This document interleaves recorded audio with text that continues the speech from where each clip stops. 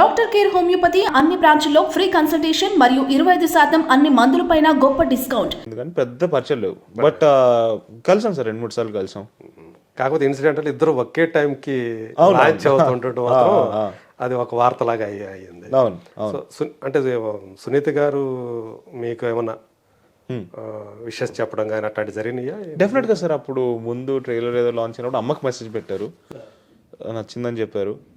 And Akash కూడా trailer చాలా బాగుంది, నేను చూశాను. సర్కార్ అవును బాగుంది, చాలా న్యాచురల్గా ఒక అర్తి స్టోరీలా ఉంది.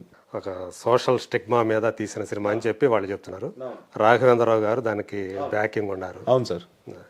సో మీకు సంబంధించి అంటే ఈ బబుల్ గమ్ తర్వాత మీకు ఏదైతే వస్తుందో ఫీడ్బ్యాక్ అనుకోండి, ఇంకోటి అనుకోండి, దాని మీద డిపెండ్ అయ్యి నెక్స్ట్ ఫిల్మ్ చేద్దామన్న ఆలోచనతో ఉంటారా, లేకపోతే ఆల్రెడీ వేరే సెకండ్ మూవీ కూడా ప్లాన్ చేసేసుకున్నారా? వింటున్నా సార్ నేను ఇప్పుడు ప్రస్తుతానికి. అది చూడాలి ఎంతవరకు ఏది ముందరికి వెళ్తుంది అనేది. బట్ రిజల్ట్ బట్టి చేయడం అనేది నేను అది ఎప్పుడు అనుకోలేదు సార్. నా మెయిన్ మోటో నేను సినిమా చేస్తే అది మంచి కథ అయి ఉండాలి. ఓకే. సో ఒకవేళ నాకు ఒక అద్భుతమైన కథ నా చేతిలోకి వచ్చిందంటే డెఫినెట్గా చేస్తాను. అది రిజల్ట్కి సంబంధం లేకుండా చేస్తాను. ఓకే. రిజల్ట్ వల్ల డిసైడ్ అవ్వను, అది చెప్పదలుచుకున్నాను. సో ఇంకొకటి లాస్ట్ క్వశ్చన్, మామూలుగా అయితే అడగకూడదు కానీ అడగదలుచుకున్నాను. Okay sir. సో మీకు సంబంధించి మీ ఫ్యామిలీ అంట ఒక మీడియాలోని కొంతమంది పని కట్టుకొని ప్రచారాలు చేయటం, అమ్మ గురించి నాన్న గురించి, ఇవన్నీ కూడా అలా జరుగుతున్నప్పుడు పిల్లలుగా మీకు దాన్ని ఎదుర్కోవడం అనేది ఎలా అనిపిస్తుంది?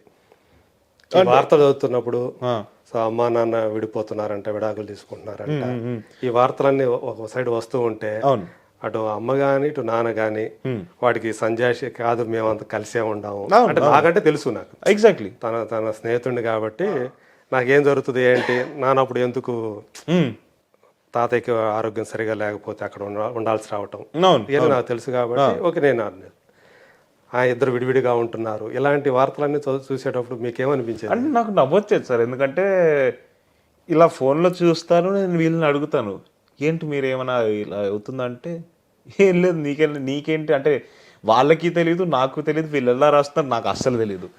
అంటే రాసే వాళ్ళకి ఐదర్ వాళ్ళిద్దరికి తెలిసి ఉండాలి. అంటే వాళ్ళిద్దరు విడిపోతున్నారు అని రాసిన మా అమ్మ కానీ మా నాన్న కానీ ఎవరికో ఒకరికి తెలిసి ఉండాలి. సరే వాళ్ళిద్దరికే తెలియదు అనుకుందాం, నాకు కొడుకుగా నాకు ఇంకా ఫస్ట్ తెలుస్తుంది, నాకే తెలియదు. రాసే వాళ్ళకి ఎలా తెలుస్తుందని నాకు ఇప్పటికీ ఈ రోజుకి అర్థం కావట్లేదు. సో చాలా నవ్వు వచ్చేది. అంటే ఎందుకంటే నాకు తెలుసు ఇద్దరు హాయిగా ఉన్నారు, మంచిగా ఉన్నారు, ఎటువంటి అలాంటివి జరగట్లేదు, జరగవు కూడా అని నాకు క్లియర్గా తెలుసు. సో నాకు నవ్వొచ్చేది. అంటే ఏ రోజు పెద్ద బాధగా అనిపించలేదు. ఎందుకంటే నాకు క్లారిటీగా నాకు కావాల్సింది ఏంటి, వాళ్ళిద్దరు బాగున్నారా, హాయిగా ఉన్నారా, నా కళ్ళ ముందు కనిపిస్తుంది, నాకు తెలుస్తుంది. సో అది నాకు హ్యాపీనెస్ ఇచ్చేది. అది నాకు సరే. ఎప్పుడన్నా అంటే చూసి ఇలా రాస్తున్నారు ఇలా ఇంట్లో ఎప్పుడన్నా అనుకుంటారా? అంటే నేను ర్యాండమ్గా నేను ఒకసారి ఏదో ఫోన్ వాడుతున్నప్పుడు సోషల్ మీడియాలో ఇక్కడ చూశాను. అది చూసిన తర్వాత అడిగాను నేను ఒకరోజు, ఎవరిని అడిగావు? అమ్మ నాన్న ఇద్దరిని అడిగేసాను. అంటే ఏంటి అంటే నాకు తెలియకుండా మీరు ఏంటి ఏం జరుగుతుందని అడిగితే వాళ్ళు నవ్వారు. మాకే తెలియదు అంటే వీళ్ళకి ఎలా తెలుసో వాళ్ళు అంటున్నారు. సో అది చాలా ఫన్నీగా అనిపించింది నాకు. అదే నవ్వుకోండి. అది అంటే కాన్స్టెంట్ గా ఒక పీరియడ్ అంతా కూడా అట్లాగే. అంటే ఫస్ట్ టైం చూసినప్పుడు షాక్ అనిపించింది, ఎందుకంటే అప్పటికి వాళ్ళని అడగలేదు కాబట్టి. ఫస్ట్ టైం ఇలా చూసినప్పుడు ఏంటి నిజంగానేనా నాకు అనిపించింది. తర్వాత వాళ్ళని అడిగిన తర్వాత నవ్వు వచ్చింది, ఇంకా తర్వాత అలవాటు అయిపోయింది. ఓకే. సో ఇప్పుడైతే అది ఒక పాస్ట్ ఇవన్నీ. సో అంటే మన ఒక సెలబ్రిటీల పబ్లిక్ ఫిగర్స్ లైఫ్లన్నింటిలో కూడా ఇలాంటి ఫేస్ చేయాల్సి వస్తూ ఉంటాయి. సో ఇందాక మీరు ఒకటి అన్నారు కదా, నాకు సరిగ్గా చదువు మీద పెద్దగా ఎందుకు అంటే సార్ మా అమ్మ ఒక మాట చెప్పింది నాకు చిన్నప్పుడు. స్కూల్కి వెళ్తున్నప్పుడు అరే మార్క్స్ ఇంపార్టెంట్ కాదురా, నువ్వు నేర్చుకునే నాలెడ్జ్ ఇంపార్టెంట్ అని చెప్పింది. ఫిక్స్ అయిపోయాను. అది మార్క్స్ ఇంపార్టెంట్ కాదు అని ఫిక్స్ అయిపోయాను. ఓకే. అండ్ అలాగే నాకు చిన్నప్పటి నుంచి కూడా యాక్టింగ్ పైన ఇంట్రెస్ట్ ఉండింది. నాకు ఎప్పటి నుంచో ఫిక్స్ అయింది అటు నేను చేస్తే యాక్టింగే చేస్తాను, ఇంకేం చేయను అని ఫిక్స్ అయిపోయాను. కాబట్టి పర్లేదు ఏదో ఒకటి చదువుదాం, పాస్ అయిపోయేంత వరకు చదువుకుంటే సరిపోతుంది. అంటే నేను ఎలాంటి అంటే బాగా చదువుకున్నా కూడా ఎగ్జామ్స్ రాయబుద్ది కాదు, ఫిక్స్ అయిపోయింది నేను. మార్క్స్ వేను కాదు. సో అలాగా అంటే మంచి స్టూడెంట్ వరకు చూసుకుంటే మంచి స్టూడెంటేనా లేకపోతే డుమ్మాలు కొట్టేటట్టు ఉండేదా? డుమ్మాలు కొన్నిసార్లు అయ్యాయి సార్. సో అది కూడా జరిగింది. ఆ, మంచి స్టూడెంట్ అయితే అనలేను, మంచి స్టూడెంట్ అంటే ఎక్కడ చదువుకున్నాడు? ఎందుకు రోషన్ ఎక్కడ చదువుకున్నాడు? నేను ఈ ఫస్ట్ డిపిఎస్లో జాయిన్ అయ్యాను సార్, తర్వాత శ్లోక అనే స్కూల్లో జాయిన్ అయ్యాను, తర్వాత ఓక్రిడ్జ్ అనే స్కూల్లో జాయిన్ అయ్యాను 11th 12th. దాని తర్వాత కళింగ యూనివర్సిటీ అని డిస్టెన్స్ ఎడ్యుకేషన్ చేశాను, కరెస్పాండెన్స్. ఓకే అది అప్పుడు కోవిడ్ టైమ్స్ కూడా ఉన్నాయి, సో డిస్టెన్స్ ఎడ్యుకేషన్ ఆన్లైన్ దాంట్లో జరిగింది. ఓకే అలాగా కంప్లీట్ డిగ్రీ వరకు ఎలాగోలా కొట్టుకుంటూ వచ్చి కంప్లీట్ చేస్తాను. సో మొత్తానికి డిగ్రీ హోల్డర్ అయితే. సో ఇప్పుడైతే ఫుల్ ఫోకస్ యాక్టింగ్ యాక్టింగ్. అంతే సార్. ఓకే. సో మీకు ఒక యాక్టర్గా కానివ్వండి, ఒక పర్సనాలిటీ పరంగా కానివ్వండి, రోల్ మోడల్ అంటే ఎవరన్నా? సార్ చాలా మంది ఉన్నారు సార్, బట్ ప్రైమరీగా నాకు ఇన్స్పిరేషన్ ఇచ్చేది మా అమ్మ మా నాన్న. అంటే వాళ్ళు పడిన కష్టాలు నేను కళ్ళారా చూశాను. అంటే నాకు క్లోజెస్ట్ ప్రాక్సిమిటీలో వాళ్ళ అంటే జర్నీని చూశాను నేను. సో నాకు మా అమ్మ నాన్న, మా తాత, మా నాన్నమ్మ, వీళ్ళందరి జర్నీలు నేను అంటే నాకన్నా దగ్గరగా ఇంకెవరు చూసి ఉండకపోవచ్చు. సో ఈ నలుగురు కన్నా నాకు ఇంకెవరు దీనికి మించి ఇన్స్పిరేషన్ ఎవరు లేరు. డెఫినెట్గా చాలా మంది ఉన్నారు, బట్ ఈ నలుగురే సార్ నాకు మేజర్ ఇన్స్పిరేషన్. మీ ఇంట్లో వాళ్ళే? అవును సార్, మీ వాళ్ళే. అవును. అదే. సో వాళ్ళ ప్రోత్సాహము, ఆ సపోర్ట్ తోటే మీరు సో ముందుకు వెళ్ళాలని. అవును సార్. ఇంకా కావాల్సింది ఏముంది, ఇంకా అమ్మ నాన్నలు ఇద్దరు కూడా అదే ఫీల్డ్లో ఉండటము, అర్థం చేసుకునే వాళ్ళు ఉంటారు. అవును అవును. సో అట్లా మీ కెరీర్ని బిల్డ్ చేసుకోవాలని చెప్పేసి ప్లాన్ చేసుకుంటున్నారు. అంతే సార్. ప్లానింగ్ అయితే ఉంది కదా, కెరీర్ ప్లానింగ్ అయితే ఉంది కదా. సో ఒకవేళ అంటే హీరోగా